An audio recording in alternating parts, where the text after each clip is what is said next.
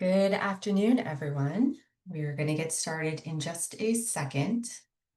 As we're getting started, please feel free to introduce yourself in the chat, including your name, location, and organization. I'm Carin Clary, and I'm the director of the Homelessness and Housing practice at the Government Performance Lab based out of Harvard's Kennedy School. I'm joined today by my colleague Lars Benson, an assistant director on our housing team who leads much of the research and technical assistance work that we're going to be featuring today. I'd like to start by thanking Harvard's Joint Center for Housing Studies for co-sponsoring our event today. And I would like to thank you all as well.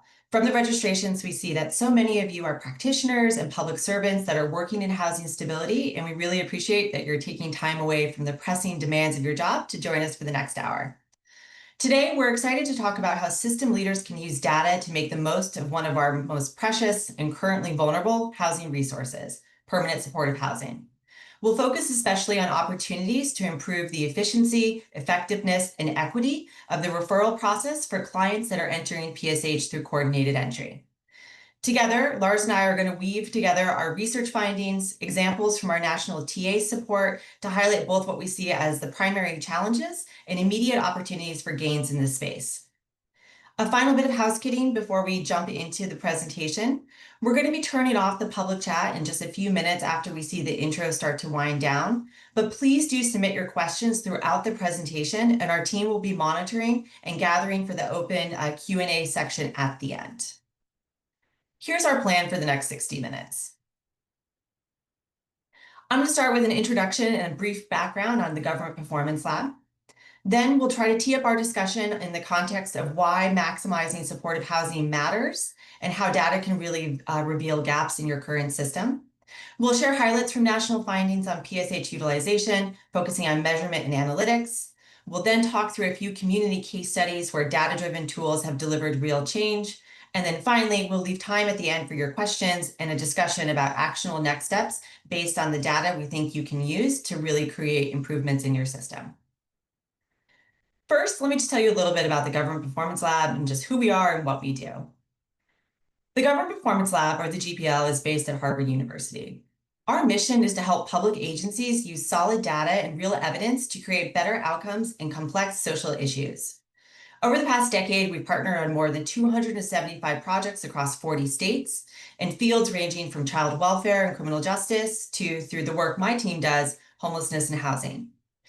We're a mission-driven, nonprofit technical assistance organization working primarily with state and local governments, and for our housing team, we also expand that to supporting continuums of care. At our core, the GPL's mission is really to support governments and communities to get better results for the people they serve. Today's session is an example of how we work with government partners, and I want to highlight 4 things that really define our approach.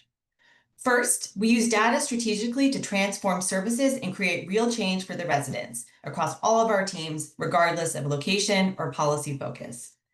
Second, we know that data alone isn't enough, so we try to create spaces for stakeholders with many perspectives and experiences and roles to really come together, unpack the problems, and ultimately co-design the solutions.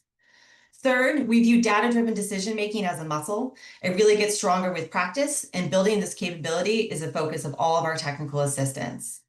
And finally, fourth, we believe you do not need to wait for perfect conditions to start making progress on issues, whether that be perfect sets of data, systems of support, or models to replicate to really start testing changes that can have real value for your system. Next, let me tell you a little bit about the homelessness and housing portfolio. In our housing work, we focus on system-wide improvement, making rehousing not just faster, but also fairer, using data to target prevention efforts, and supporting performance management, whether that's through workforce training or through smarter contracting practices. On this slide, you'll see our current portfolio of active projects.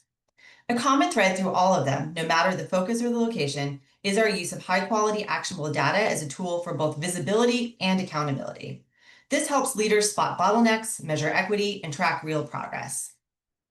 Looking ahead, we're also broadening our focus to include reimagining how housing systems can function at every level, the federal, state, and local. Our team is digging deeper into prevention models. We're exploring new technology solutions to automate human service systems, and we're supporting efforts to boost housing production and address affordability. If any of these areas resonate with work or interests that you are currently pursuing, please do sign up for our newsletter. We'll share that information at the end to learn about upcoming opportunities for pro bono technical assistance we may be offering or research that we will be releasing in these topics. Next, I want to frame the discussion.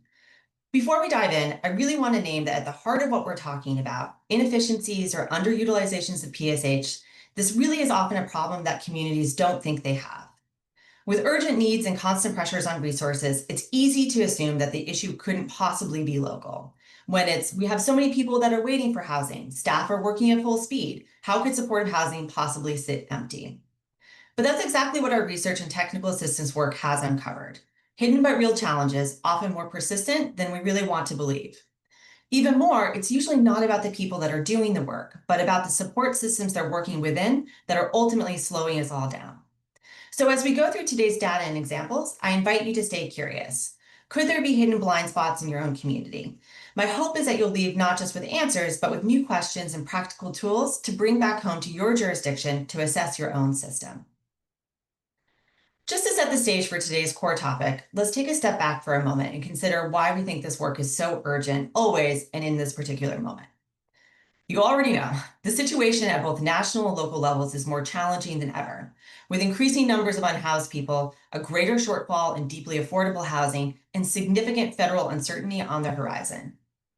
So as we talk about permanent supportive housing, I encourage you to think of PSH management not just as a challenge, but also as a real opportunity, both right now and looking to the future.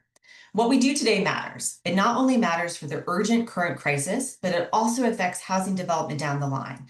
And if we position ourselves right, we potentially position ourselves to respond proactively in the face of potential cuts or shifts in policy that could impact our overall PSH stock.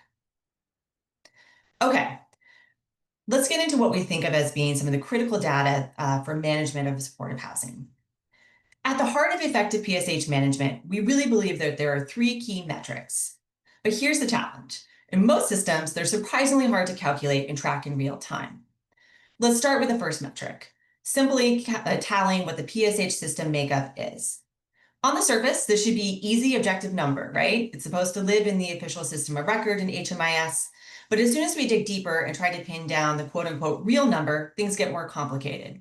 We've heard from jurisdictions that this is difficult because there are units that come online and offline.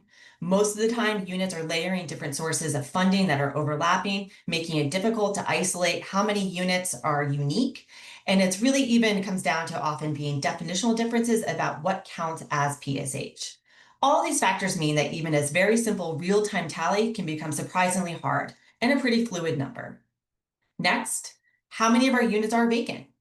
Again, in theory, this should all be tracked in HMIS, but in practice, data quality is a real challenge. What we've seen in many jurisdictions is that vacancy and referral tracking often happen outside of HMIS, using manual or ad hoc system. This leads to confusion. The referral requests received often gets conflated with what the actual number of vacant units are in the system, and they're not the same thing. And then finally, how long does it take to fill a unit?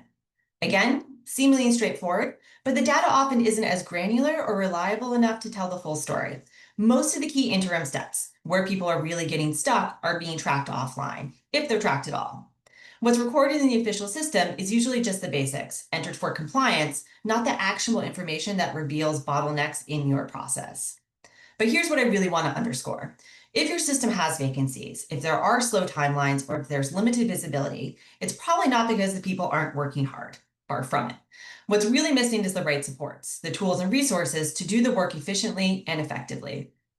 What I want the big takeaway to be is relatively simple. We can't fix what we can't see. Data isn't just a box to check for compliance. It's the only way we can clearly spot where there are vacancies, understand why our referrals are stalling, and zero in on the solutions that ultimately are going to produce the solutions that will address the issues. When we have this real-time trustworthy data, every partner in the system is better equipped, placements are fairer and faster, and accountability is going to be built in. So just to dive into how we got started doing this work. When we first began this work with our first project in Chicago, we cited nearly 20% of vacancies in Chicago's PSH housing portfolio. The immediate reaction when we would talk about this or share this stat was often a very knee-jerk, what's wrong with Chicago? But our working theory, which the data eventually confirmed, was that this wasn't something that was unique to Chicago. In fact, in many ways, Chicago was ahead of the curve. They were doing the important work of asking if they had a problem, and they were beginning to build out systems that would monitor vacancies in real time, which many other places weren't yet attempting. So we set out to learn more and see if these patterns held in other communities. Last year, we conducted a national survey and interviewed coordinated entry system leaders and housing partners across the country. We really focused on two core questions. First, what operational best practices in data monitoring, provider management, and referral processes can help improve PSH utilization within coordinated entry systems? And second, what are the barriers to putting these practices in place, and what policy recommendations could help scale what we know ultimately works? We had a robust response. Jurisdictions of all sizes shared their experiences, challenges, and creative solutions. And now with that, I'm going to turn it over to Lars to unpack the findings from the survey, as well as some of the solutions that have emerged from the technical assistance we've been delivering across the country. Lars, I'll pass it to you. Thank you, Carin. Throughout this process of sitting down with and having in-depth conversations with leaders in COCs across the country and comparing those sort of qualitative findings to the things we learned from our national survey, we were able to produce a report that I imagine many people on this call have sort of already read or engaged with. If you haven't, we'll make sure to sort of send it out in the chat at the conclusion of this session. That captures many of what we see as the leading challenges that are inhibiting communities' ability to effectively utilize all of their supportive housing resources. Those insights are organized into 4 categories. Today, we're going to focus most on the first and most foundational category of challenges that we surfaced through this process, and that is challenges related to tracking data on supportive housing. The core takeaway is that many coordinated entry systems don't actually have real-time data on key metrics like the number of PSH units in their system, the vacancy rates within those PSH projects, and the number of days it takes to move a client from referral to actual move-in and a successful housing outcome. It's important to emphasize in describing this tracking challenge that what we're talking about is real-time data, right? And so while many communities may undergo, the mandatory sort of annual HUD reporting process where they're executing on a local evaluation instrument and developing a sort of single point in time evaluation of their vacancy rate, what it means to have real-time data is to have data that's actionable and data that allows us to make decisions. Decisions like where to focus technical assistance with certain providers, decisions like how to strategically use limited navigation resources or case management resources to push clients faster through the timeline, and decisions around how we can streamline certain stages of processes like document collection in order to more effectively move people in. The decisions that we make using that real-time data are really captured in these 3 other categories of insights that you'll also find in the report. And we're hopeful to get opportunities to talk with all of you more in depth about these challenges in the future. Those challenges show up in places like staffing, right? Where we see that across the country, staff capacity and the ability to manage change in coordinated entry systems is drained by these intensely manual and ad hoc systems that many continuums of care are using in order to do things like manage their PSH inventory, make referrals, or communicate about the status of referrals. I'm sure there are people on this call who can empathize with the feeling of sending email after email to a supportive housing provider to get an update on a referral where you may not know where exactly a certain person is in the process for weeks or months. All of those manual processes limit staff's ability to then actually pull up, step back, and think about how they can make things better across the system, right? Which leads to this sort of trap that we find ourselves in, this sort of death loop, where the more time we take to go through these unintuitive and manual processes, the more manual and unintuitive those processes actually get. Another category where we saw some of these key challenges is in the need to standardize those systems in coordinated entry. The promise, right, of coordinated entry systems is that we have central administration of the processes like intake and assessment and referral. But I imagine many folks in this call know that it doesn't always work out that way. And the experiences that different clients may have when they're referred to different providers can be pretty far apart. This is because those post-referral processes, what happens after the referral gets sent out to a provider and a case manager, are often decentralized and non-standard. Clients might not get the support they actually need to navigate incredibly complex housing systems, and we know that when clients aren't continually engaged and given clear and transparent information about where they are in the process and what their next steps are, they're much more likely to pull out entirely and disengage from opportunities to get housing. And then finally, all of this foundational data and these opportunities to streamline and strengthen our processes really build towards this goal of unifying our systems. One of the most important roles of COC lead organizations is being coalition builders across their communities, right? And this also means that COCs have to build strong and collaborative relationships with other entities that have housing responsibility in their communities, like public housing authorities, veterans affairs, or local housing developers and landlords, in order to effectively unlock and operate all the housing they might have within those communities and make sure that we have a very clear understanding of where our resources lie and how we can most effectively triage them to address rising homelessness. As I said, today we're really going to focus on these questions of tracking because we believe very strongly that the most important and first thing that any community can do in order to take a bite out of the challenges they see plaguing their referral process or their inventory management systems is to understand where the problems are. And the only way to do that is by building systems that allow us to have real-time data. So a few insights that I want to share from this report that cover this sort of tracking challenge. We found initially good news. Many communities can tell us how many PSH units they have within their community. They can provide an accurate estimate of the size of their PSH portfolio, right? And so you can see that 50% of the folks that we surveyed said they are very confident in their ability to predict at any given point in time how many units they have in their PSH system. 50% is not 100%, right? And so we know there is room for improvement here, shoring up some of these data tracking challenges that we see through this process. Some of those challenges might include radically different criteria and how we include PSH projects and inventory data across different communities. PSH can often be a really broad model. And so this question of what actually counts as PSH and what services have to be included within a PSH model is not consistent across communities or even often between providers within a community. Coordinated entry systems and provider systems lack integration, right? I'm sure many folks have encountered this challenge where providers are using their own property management or inventory management systems, and those are not always interfacing with the coordinated entry system's homeless management information data, right? And so that means that HMIS data can frequently be out of date, indicating that projects are way under capacity when they aren't actually, or way oversubscribed because capacity data hasn't been updated to reflect new units that have come online. Providers use many different funding sources that they're layering on top of each other, right? Even within specific buildings or within specific projects that are potentially funding services and rent vouchers or a little bit of both. And what this means is that there's always a risk of units being double counted, right? Or undercounted across these different funding sources. And of course, we know that many supportive housing projects see high turnover rates, right? As people are moving in and out rapidly. And this impacts our ability to understand where we see vacancies across that system. As a result, most of the COCs that we heard from don't say that they actively track PSH vacancy rates in a real-time sort of way, right? And so when we talk to these communities, we found that only 54% said that they had any ability to track permanent supportive housing vacancy rates at all.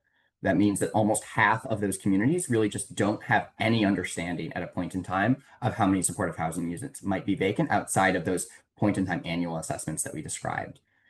The confidence level in that vacancy figure among COCs who told us that they did track vacancies, 23% of those COCs said that they were less than confident about the quality of that data because it's shifting from day to day. Some of the challenges that we see here are that vacancy updates are getting shared through multiple channels, right? So there might be emails, there might be phone calls, there might be ad hoc meetings that are happening. And because vacancies are being reported across all these different platforms, that data doesn't always filter back to the sort of system of record that we have in HMIS. All of these systems also require extensive manual data entry, right? And so when a provider is going through the process of requesting a referral for the vacancy, they might be prone to sort of errors and delays, right? They might misreport the location. They might double request a referral. They might provide inaccurate data on the date, the unit availability. And the capacity of providers to do that data entry is often incredibly limited. We've talked to many providers who will say, I have one staff member who's responsible for all of my team's data entry, and they have about half of a day booked in a week among all their other responsibilities to catch up, right, on all of those updates to data. And we know that when that pressure is being put on an already limited staff workforce, there's a high likelihood of some of these data points falling through the cracks.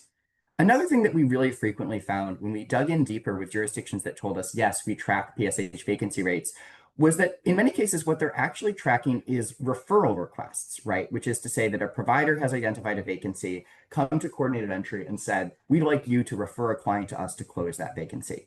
That actually doesn't cover the entire universe of vacancies that we might see in a supportive housing system. Units, as we know, are often offline for maintenance needs. Providers might not have the staff capacity for referrals at a point in time, and so therefore may not request them. And when those requests aren't submitted, that actually often means that coordinated entry and COC lead organizations don't have any understanding of where those vacancies might be across the system, right? And so building real-time data often requires coordinated entry teams to get really creative about tracking things like move-out instances, right? In order to get a real understanding of where vacancies are in the system that providers are not requesting referrals to fill in the immediate term. And then the final sort of top line data insight that I'd like to share with folks, and I think that this is a really key one to sort of diagnosing some of the challenges that we see in referral processes. Many coordinated entry systems are not able to accurately track referral timelines and housing stages. What we mean by this is when we ask how long it takes for a client who is referred to housing to actually successfully move into that housing, we found that almost 40% of COCs said that it is routinely taking them longer than 2 months to resolve. And when we dug deeper through our interview process, what we found is that that data is frequently based on an initial entry into HMIS of when a referral is issued and a final entry into HMIS of when a client actually moves in. Anyone who has sort of been responsible for moving clients through that process will know that there are dozens of interim sort of stages that clients are moving through, from the first point that they're getting contacted by a case manager to be notified of a vacancy and a referral opportunity, to the point where they're gathering vital documents, to the point where they're meeting with a provider and potentially touring a unit, to the point where they're accepting that referral offer and actually beginning the move-in process. Most COCs tell us that they're not actually able to track where at each of those stages a client may be and how long it takes to move through each of them, which is a huge challenge to being able to correctly identify where we see roadblocks in that process. Because this standardized system doesn't sort of exist for requesting referrals, and referrals are being requested across many different platforms, what we found here is that client-facing staff are also submitting incomplete or inaccurate information, and that's slowing down the housing placement process. So having talked through some of these very sort of baseline findings in our report, and as you read that report, you'll see that there are many more questions that we have data on that sort of corroborate this idea that we simply don't have accurate real-time data across our systems and our communities that allow us to identify where there may be slowdowns in the referral and placement process. I want to talk a little bit about how communities can use this data to be able to effectively make change, right? And so you might be sitting at home and thinking to yourself, well, my COC has gotten part of the way through this, or maybe you've gotten all the way through it. Maybe you do know what your vacancy rate is. Maybe you do have some accurate data on the time it takes to place someone into housing, and you have sort of high confidence that that time is too long, right? What can we do with that data, and why is it so important to being able to change our systems and processes? So there's a sort of three-stage model that I love to introduce you all to, and I'll talk through a specific example of how the GPO actually uses this model in the context of our applied technical assistance projects. The first thing that you need to do with permanent supportive housing system data is understand the problem well. So this is the point where we're using tools like our HMIS systems, the tracking spreadsheets that people might use to do data entry outside of HMIS, which often, as we sort of indicated, have more accurate information about where a client may be in the referral process. We do interviews with system leaders and staff in order to sort of understand and learn about what their specific pain points are. And the goal of this process is really to understand what our current vacancy rate is and what specifically is driving underutilization, right? So at a very basic level, vacancy is a simple formula, right? You have a vacancy plus a referral and it equals a client house. But because there's two data flows, right, where the vacancies are and who the clients are, can be so difficult to track. This first stage is really vital to understanding what vacancies do you have coming into your system and which clients are getting prioritized to solve those vacancies. Once you have a clear understanding of what might be driving that underutilization or breaking down in that referral process, you can actually use data to design effective solutions. So this is the point where we think about building new tools, right? Tools like vacancy reporting forms that take that decentralized process that often happens over email and phone and meetings and moving it into a sort of single system of record, whether that is ideally HMIS or something as simple as building a Google form that automatically populates a spreadsheet and allows you to centrally track all the information on vacancy requests that providers are submitting in one place and aggregate that information to be able to focus your referrals. This also includes systems for tracking referrals, right? Moving those communications that might only exist over email or phone and putting them in a place where case managers and providers and coordinated entry staff can all easily see where any specific client is in the process and have confidence in the accuracy of that data. It could be databases of project requirements, right? We know that this sort of labyrinth of eligibility needs can be incredibly confusing for clients and case managers to navigate. And so having a system of record for understanding which specific criteria apply to a client who might be referred to a project and what documents they have to gather can be really important to streamlining the flow of information at those vital early stages of a referral. And finally, systems to manage capacity and staff management, right? To make sure that if we have navigation teams that are out in the field or street outreach teams that are supporting the process of referrals, that we're managing their time effectively and allowing them to have caseloads that are sort of reasonable for their workload and allow them to spend an appropriate amount of time supporting clients through that process. The goal at this point is to quickly and effectively identify and close those vacant units of PSH, to build a system where you know in real time where vacancies are and can act on those immediately with as little back and forth communication with a provider as possible, and provide clients with a clear and transparent understanding of the steps that they are going to have to take and the timeline that they should expect in order to be able to move in. Easier said than done, I know. Finally, what we do once we start to develop some solutions that allow us to quickly identify and close those vacancies is we use data to monitor and scale what works, right? The most important thing about change, I think, within these large complex systems is to recognize that we have sort of a vital need to make sure that we are protecting outcomes for people, right? And what that often means is that we start small, right? And we choose the sort of slice of clients or slice of units where we see the most significant problems. And we use that as an opportunity to test and pilot the interventions that we think may be effective. Here, we're building tools like dashboards, right? Where we can actually see side by side clients who are running through our pilot process where we're testing those interventions and clients that are in the normal system, right? And we can see the difference in outcomes between those and be able to identify whether those interventions are effective. We have performance management meetings with housing providers, right, where we can sit down on a provider to provider level and actually have open conversations about the metrics and the data that we're seeing come out of their projects. Often those performance conversations are only happening once a year, right, if at all, as part of our local evaluation process, and they can feel really punitive on providers, right? Often you feel like you are getting ready for this big test, where you're going to submit your sort of collaborative application to HUD and everyone's going to get graded. And if those grades are good enough, it's going to determine whether providers are able to continue operating. The idea is to really take that pressure off and make performance an ongoing conversation, right? That your COC is actually having with every single provider about the supports that they need and the information that they need in order to improve their outcomes. And then we want to have regular action-oriented data review meetings where leadership at the COC level is sitting down with coordinated entry staff, is talking to case managers and navigators and other folks who have responsibility over managing client cases, and reviewing data in the aggregate. Data like how long does it take us to place someone into housing, right? What are our processing times at each specific stage of the process? What do our caseloads look like? How many vacancies are being requested in a given month? The idea of these action-oriented data review meetings is to surface problems in a way that gives everyone in the system, even if they're sort of lower on the rung, on the ladder, they're doing more direct client-facing work, they're not routinely thinking about some of these big policy questions.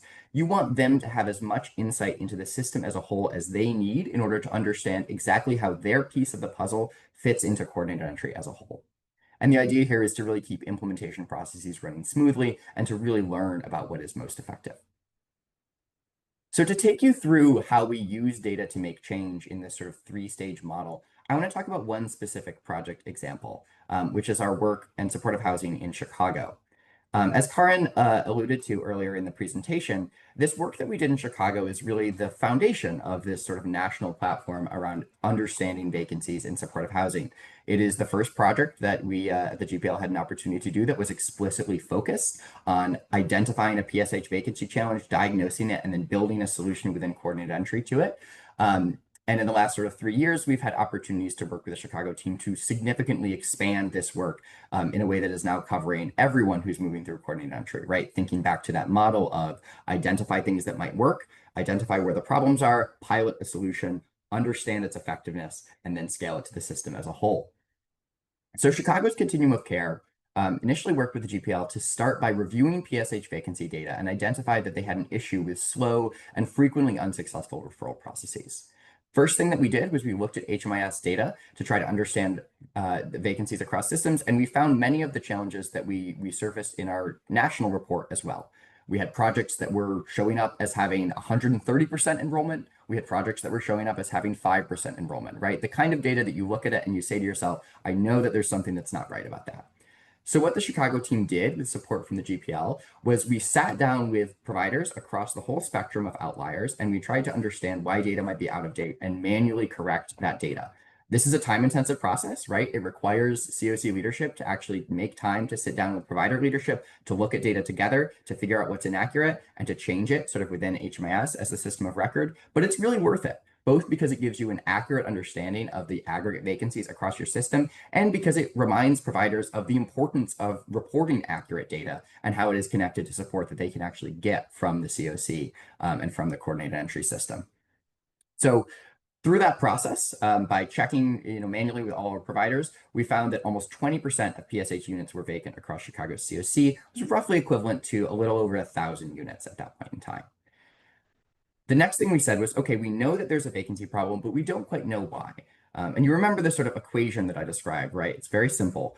You have a client, you have a unit, and those two things combined, the referral allows you to close a vacancy. But something's clearly going wrong with that equation, right? Either there's something happening on the client side, right, where we see that we're not able to sort of identify and house the people, or there's something happening on the vacancy side, right, where we don't have the units that we think we do, or we're not able to offer units that work for people, and it's leading to sort of declination. And we wanted to understand exactly what was happening there. So the first thing we looked at is how many of our referrals are actually successful, are actually leading to a positive housing outcome. We looked at the outcome of every housing referral 90 days after it was initially issued. The reason we chose 90 days is because at that 90-day threshold, we noticed that all of the referrals that had been issued 90 days before were sort of fully resolved, right? Meaning they had either ended with a failure and that client had to be re-referred or rematched, or they'd ended with a client sort of successfully enrolling or moving in.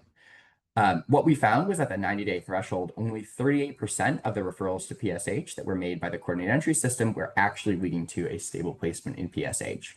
And among those referrals, it was taking on average 66 days to successfully move a person in.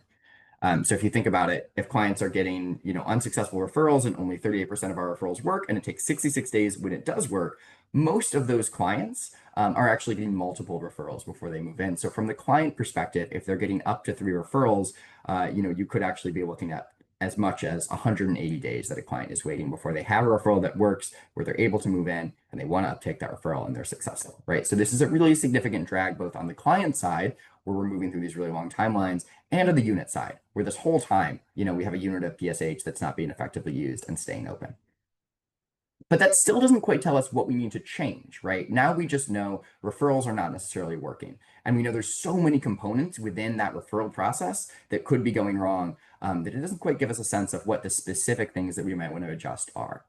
So we dug deeper into PSH vacancies, and this is really where it's important to think about the systems that you might have outside of just HMIS that will allow you to track why a certain process isn't working.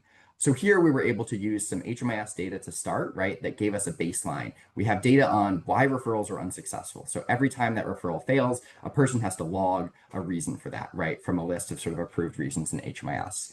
And we started with that data, and then we sat down with as many sort of case managers and providers as possible to understand the sort of specific interactions that they were having with clients throughout this referral process that was causing those referrals to fail. So super, super simple map of a referral process, right? You'll sort of see at the top half of this slide. A coordinated entry system has to refer a client to a PSH program after a vacancy has been identified. A PSH provider has to actually contact that client, notify them that they have this referral. The client has to do an application for housing. The client's application has to get reviewed and approved. All their documents have to clear, and then they're able to sort of move into housing. In that process, the first thing that we see going wrong is that often providers can't actually contact those clients, right? When coordinated entry makes a referral, they make it using really limited information, and many of the clients who are getting referred may not have actually been contacted and interacted with somebody from the coordinated entry system or the COC for months before they get that referral, right? Which means that contact information might be out of date. They may have been living in a shelter at a time that they have since left, and that process of tracking people down can become incredibly onerous and drag on for weeks.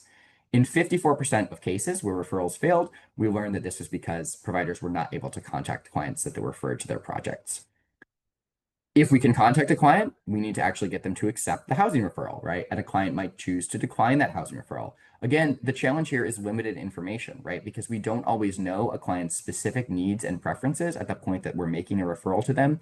We might make a referral that doesn't align with their household size or the accessibility needs or the location where they want to live.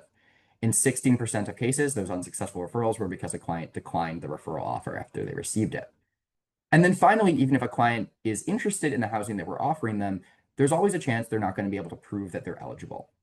We know that verifying client eligibility can be really complicated. Even just thinking about the sort of baseline HUD documents like verifying disability, verifying chronic homelessness, that's enough. And then on top of that, many providers across the country, due to additional funding limitations, are having to layer on things like needing social security numbers or birth certificates, right? 20% of referrals fail because clients were ineligible. And all of this data that I'm talking about and process is really corroborated by our findings from this national survey process, right? Referral outcomes are a challenge across many COCs. And over 40% of the COCs that told us, that responded to our survey, said it takes over 2 months to house someone. And in many cases, it takes 2 or more referrals to fill that supportive housing unit, right? And so think about this data in the context of all COCs sort of see this challenge. Not all COCs have data that's this granular, right? And so many COCs, I think, have this opportunity to take this knowledge of, we have long referral timelines that often don't lead to housing and dig a little bit deeper to understand exactly why, because all of this is going to inform what we're actually going to be able to do in that given community in order to make a change. So alongside our work in Chicago, we were also able to collaborate with several other jurisdictions that had similar problems, right? Where we similarly dug deep and we realized, okay, there's a real challenge happening here where referrals are not actually leading to the outcomes that we want to see. And I want to contextualize some of the solutions that we were able to develop and test in those 3 communities in the same sort of terms that we talked about, the core challenges from our report, right? Because they all sort of inform our ability to make those referrals successfully and move people in to vacant PSH units. Because we know that we don't have real-time data on vacancy and timeliness, we need to build real-time data systems to track those available units to help clients progress through and house them in a really efficient and fair way, right? To identify which specific components of referral are breaking down. In Chicago, we set up monthly meetings to review performance data. So we were actually able to understand where vacancies were showing up across the system. At the same time, we were working with Allegheny County, which for those who are less familiar is the county that houses Pittsburgh in Pennsylvania. We worked with them to design a referral timeline monitoring approach, right, where they were actually able to see how long is it taking at each stage of the referral process. When we started working with Allegheny, right, they shared with us that most of the referral communication was happening back and forth over email, so we were able to move that to sort of a single standard approach. At the same time, we were also working with the Louisiana Balance of State to implement a system-wide utilization tracking system, right? So again, getting to this point of the first thing we do is we identify what is our vacancy rate at a given point in time and what is driving that vacancy rate. What are the specific things that are slowing down in our referral timeline that are leading units to stay open for an extended period? The second thing we wanted to address was staffing, right? Because we know that the importance of those case manager to client interactions, those coordinated entry to provider interactions are really what keep this process running smoothly. And we also know that the capacity across all of those sort of staff resources is incredibly limited. So we were trying to design tools for staff that are intended to increase bandwidth and allow for easier tracking of data so that folks can really work on improvements to these systems. In Allegheny County, we implemented an automated reporting process on post-referral status updates, right? And what this means in very sort of simple terms is that rather than the coordinated entry system having to manually send an email to ask, where is somebody in a given referral process, there is sort of an automated system where providers are prompted and are able to sort of complete a very quick form to provide that update, and that data goes immediately directly back to coordinated entry without requiring that sort of email back and forth and then manual data entry afterwards. With the Louisiana Balance of State, we demonstrated an automated vacancy reporting process. So similarly, designing a really simple fillable form using information that we already have about every PSH project in our system that automatically sort of populates a master list of referral needs and gives a sort of one-stop shop that coordinating entry is able to use to make those referrals. And then in Chicago, I think we developed perhaps the most sophisticated version of this, which is a sort of master spreadsheet of every client in the system who we know is likely to be referred to housing. And we actually use that priority list, as we called it, to assign support to those clients before referrals were even issued, right? So we use sort of street navigation and street outreach teams to go out and engage them to collect more information to sort of improve the success of those referral processes and give us more information that we were able to use to make better matches. When we talk about standardizing our processes, right here, we're really thinking about what happens after the referral goes out. And so jumping back, to think about these sort of three challenges: can't contact a client, clients decline housing, clients ultimately can't prove their eligibility. These are all sort of issues that impact our ability to sort of standardize those processes, because if clients get a great case manager and a flexible project that has low requirements, those are much less likely to be an issue, right? And so the idea here is to build clear and low barrier processes with documentation requirements that are as minimal as we can make them and very easy to navigate. In Chicago, the thing here we did was implement post-referral case conferencing. So our navigators and our case managers who are responsible for supporting those clients through these complex processes are actually sitting down directly with housing providers every single week to request updates on the status of their referrals and to troubleshoot issues that might come up with things like documentation. In Allegheny County, we tested a solution where we focused on centralizing as much information as we could about project requirements and clarifying precisely which requirements are mandatory for clients to be successfully referred to housing, where things like self-attestation may be appropriate, right? Or where we may be able to do things like accept a printout from SSCI or a Social Security number in lieu of a formal Social Security card. Documenting these things and having that conversation with providers about which criteria for their projects are absolutely required versus which ones are nice to have, and the minimum sort of standard for documents to verify those requirements is a really important step to being able to identify things that are actual requirements and things that are just the way that providers maybe have always done things, right? And then all of this is building towards this idea of unifying across systems, right? Aligning processes with other entities like PHAs or VAs and landlords, reducing duplication through that process as much as possible, and bringing more units into the system. In Allegheny County, we tested a central platform for landlords that is designed to allow them to share vacant units in real time with prospective PSH providers and clients. You can almost think of this as like a Zillow for permanent supportive housing appropriate projects, right? Where landlords have a vacant unit, they know that there's sort of interest from the coordinated entry system in using that unit to house a vouchered PSH client, and they can sort of report that to a central database, which then all providers can very easily access and use to show their clients to find a suitable unit. And then in Chicago, we tested partnerships with shelters and with street outreach to support housing readiness, right? So I was just describing how one of the challenges here is that we just don't have enough information about where clients might be in order to sort of successfully identify them, to collect information that we need from them about their preferences and needs in a housing referral process, and then actually to find them once that referral gets made. These partnerships with shelters and street outreach are key to doing this, because these are the people who are interacting with those clients every single day while they're in the waiting list to potentially receive that housing opportunity. And so by collaborating with them and designing things like a simple form to collect that information on clients, we were able to improve the quality of matches by using those sort of trusted touch points that are already in clients' lives every day. Okay, so what is the impact of all these things, right? Because the last thing that we need to be able to do with data is to measure the outcomes that we see across the system and to test whether pilots that we might be developing are actually effective at improving the outcomes we want to see. So there's two things that we can do here that's really important. The first of these is system-wide performance monitoring. So in Chicago, we implemented a monthly data review process. We brought in some system-wide dashboards, and we tracked a couple of key metrics that we thought were really important to the system. These key metrics were identified, in partnership with providers, in partnership with COC leadership, and they're sort of universally agreed through that sort of consensus building process to be the metrics that the community is most interested in. Our project vacancy rate is our North Star, right? That's the thing that we're always driving for, the thing that we want to change. We want to see that vacancy rate come down. But we also know that that vacancy rate operates on a lag. It takes a long time to successfully refer to people to housing. And so just because we make a change that is improving a process earlier in the system doesn't necessarily mean we're immediately going to see improvements in that vacancy rate. That's why we need some more leading metrics or process metrics that allow us to track the effectiveness of that change. One of those was where our new vacancies are identified every single month, right? So we have a monthly reporting process on new vacancies that have surfaced across the system, tells us where to focus our support and the attention of staff. We are tracking referral success rate, right? And the time it takes to house people. I would say that these are really the singularly two most important process metrics that a jurisdiction can be focused on tracking in order to understand whether the things that they're changing about their referral process are actually going to long-term have a positive impact on the vacancy rate. You have to know how successful you are at making referrals, and you have to know how long it takes to process those referrals, right? And these are actual metrics that we did see throughout this process change from week to week and significantly improve.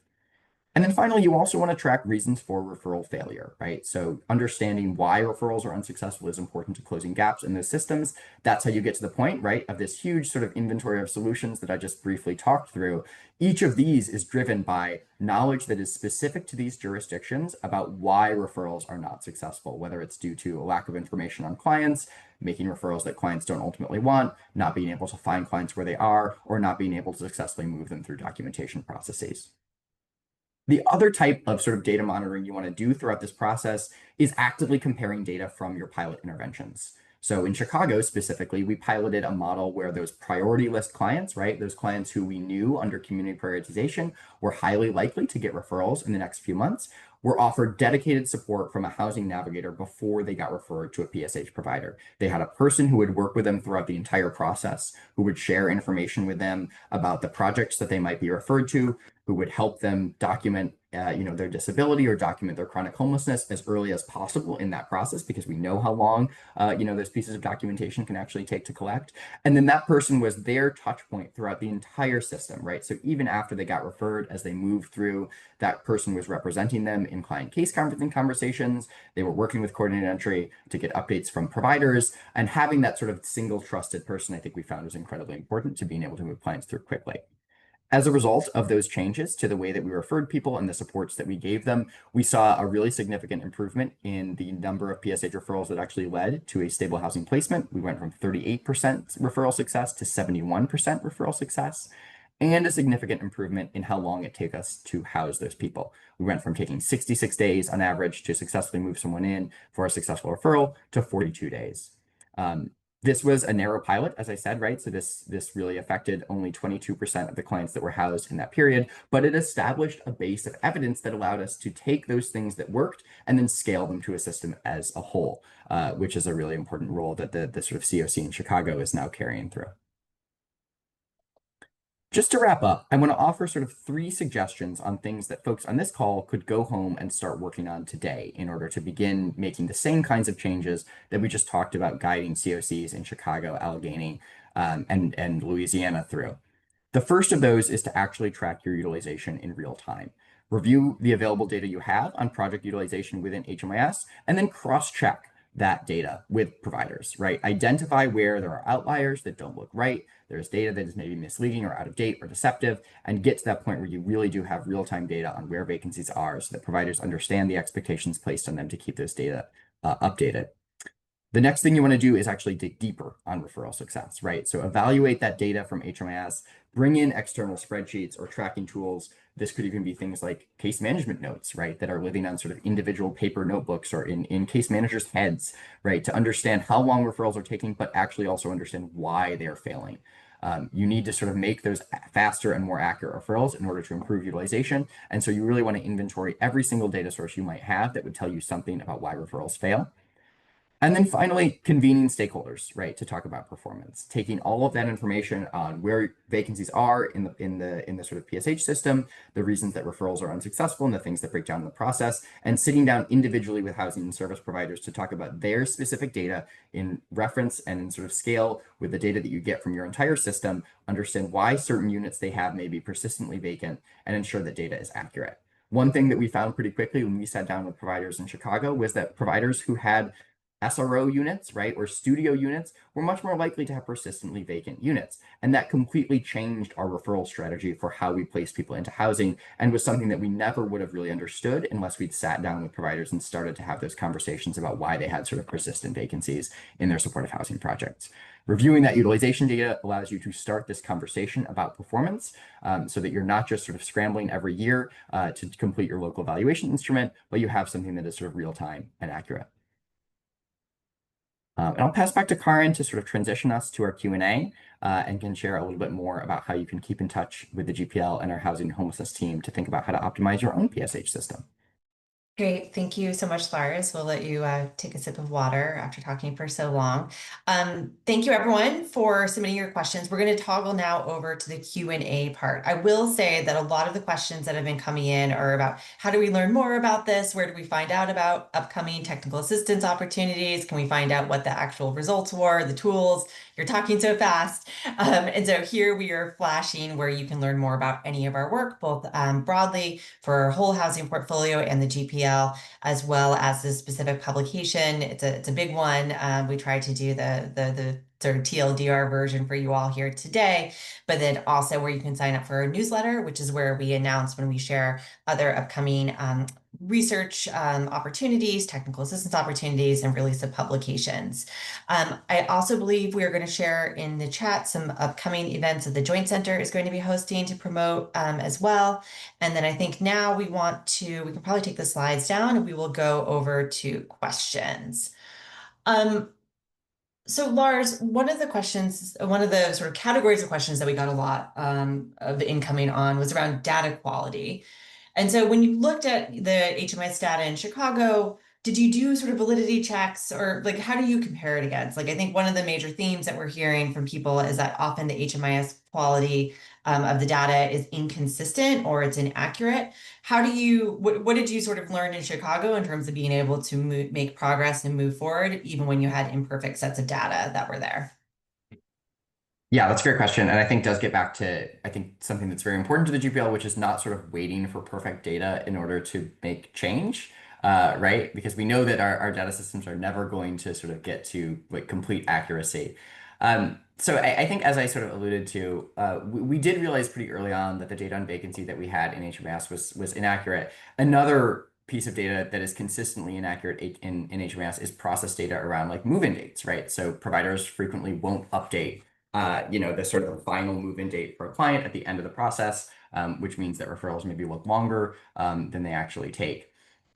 I think the first and most important thing in this is not trying to make HMIS be the place where everything happens, right? And so building some parallel data systems that are maybe more easily accessible to providers outside of HMIS that are operationally useful day to day and allow you to sort of check, as you said, the validity of that HMIS data are really important, which is why some of the things that we did with these jurisdictions include things like building a vacancy request form, right? That doesn't live in HMIS, it's a Google Sheet, and it centrally tracks every vacancy that's been requested by a given provider over the course of the last period of time. The other thing that was important was just having conversations with providers, right? So there's sort of a compliance focused issue that I think that we often see in HMIS where like people get dinged by HUD or concerned about getting dinged by HUD if their data is not sort of accurate, but are not always getting the sort of help that they might need in order to understand how data gets updated, especially if provider staff are sort of rapidly turning over. So I think that those one-on-one conversations that we had in Chicago with providers who had really consistently out-of-date data were probably the most important thing that we did. And pretty quickly, I think, realized that there was a really simple model where we could replicate, where we had these like 15-minute conversations with providers, showed them their data. They sort of said, oh, that's not accurate because of this, not accurate because of that. Those units are actually offline. This is a project that we have that actually got defunded. It just hasn't been reflected in HMIS. And we were able to make these sort of quick actionable lists of the things that they had to do to correct for their data. It is definitely long and sort of manual work, but everything that they learned through that process is something that they're going to retain and knowledge that they're going to keep. And they get a better understanding of what coordinator is actually seen when they look at HMAS, which I think is one of the biggest sort of black boxes, right? Providers just don't know what the data looks like, sort of from the other end. Great. One question that we received was about mistrust in the system and mistrust across the different stakeholders, whether that be sort of mistrust that the person that's working with the client is maybe fudging their information to give them a better chance, or mistrust of the housing providers that perhaps they are creaming, or sort of mistrust of the people that are in the middle and not really sort of understanding how decisions are being made. Can you talk just a little bit about how, trust building played out in any of the jurisdictions that we were doing work, and how you sort of overcame that in a way that you could get people sort of all working in alignment together towards the goal of filling units faster for the people most in need? Yeah, I think that trust piece is like one of the just central challenges of the coordinated entry model as a whole, right? Is feeling like providers have a really good understanding close to the ground of what they think the challenges are, feeling like that understanding is not always being like validated by this sort of central system. So yes, it's a really significant challenge.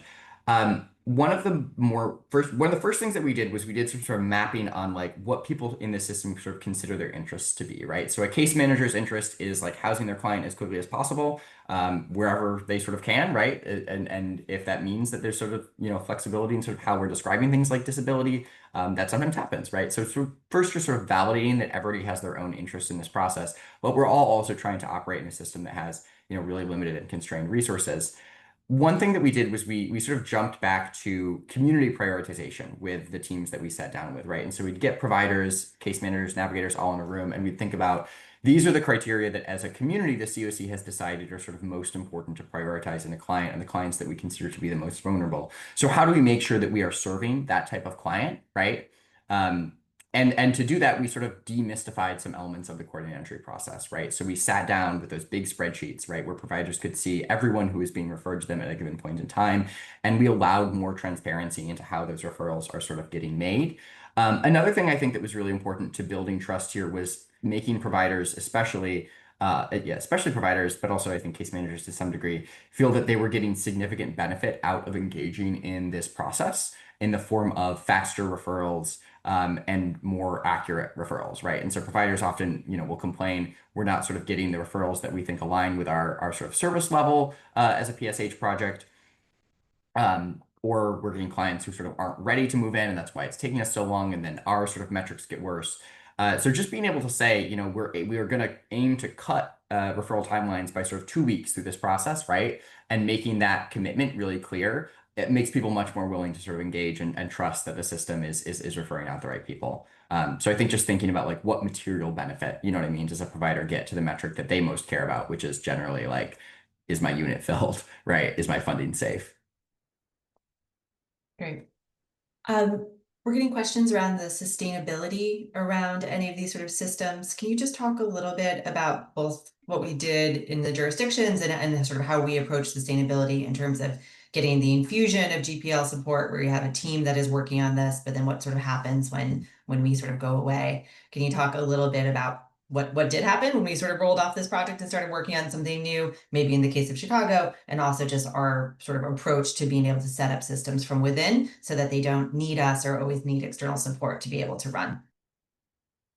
Yeah, so something I'll mention is across those three projects that I quickly described, Chicago is by far the sort of most intensive. That was a full year, right, that we ran that pilot process, within a larger sort of 2 years of support. But those other two jurisdictions where we worked in Allegheny County for about 6 months, and we worked with the Louisiana Council of State for about 3 months. So each of those sets of solutions was really right sized to how much time we had with them, right? And as a result, was focused on what we perceived as being their most significant challenges in the process. And I think that that's one of the most important things is just not biting off more than a jurisdiction can sort of chew, so to speak, and making sure that you're working the entire time sort of hand in hand with the people who are going to be responsible for continuing to maintain that pilot process, that they are ultimately the folks who are doing a lot of the design work, right, around what is changing. So then when you no longer have TA from an organization like the GPL, the people who are continuing to do that work are actually the people who've been doing the work the entire time, right? And have just as much sort of expertise and ownership as this sort of external team does. And that's something that's really important to us as an organization, of course, is that idea, that principle of sort of co-design and co-ownership.